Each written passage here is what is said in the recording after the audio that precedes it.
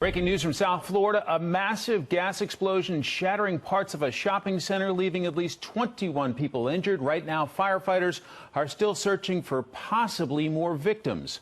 Hello and welcome to a brand new hour inside America's News Headquarters. I'm Mike Emanuel, sitting in for Eric Shawn. I'm Arthel Neville. Broken glass and debris seen scattered everywhere after several stores were destroyed from the powerful blast. It happened in the city of Plantation, which is just outside of Fort Lauderdale, and that is where we find Phil Keating. Phil.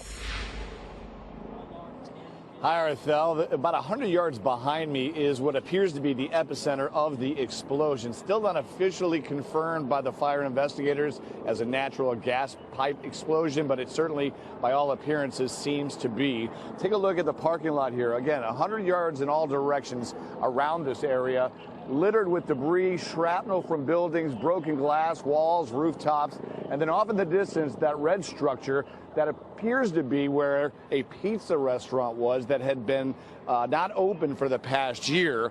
That seems to have the most debris damage. There's tons of stores in this parking lot. Imagine on an early Saturday morning and taking a look from the helicopter shots, you really get a good sense of how big this explosion was.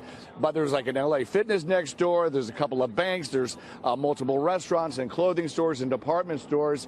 So on a Saturday just before noon, this was a very busy strip mall. And what's unbelievably amazing to many down here who have seen all of this damage is that nobody died in this. A total of 21 people were injured, 2 of them serious injuries, and one of the wounded was a child, but the child was a very minor injury. And all of the injuries are basically what you would see, according to the fire investigators, as what you would see in an explosion, basically. So flying debris all over the place, shrapnel hitting your body. All of those people were immediately taken to local hospitals. The secondary search has not shown any people that were still trapped in any of the buildings, and even the initial search did not show anybody trapped by debris. So they think everybody actually got out and got out alive. And here is what the deputy fire chief here in Plantation told us a couple hours ago. When we arrived, we found patients scattered all about the debris area. I'm going to say we're relieved. We're very much relieved that, considering the debris field and considering how we found the patients and where we found them, the injuries are not as severe as we would have thought they would be. So we're very thankful for that.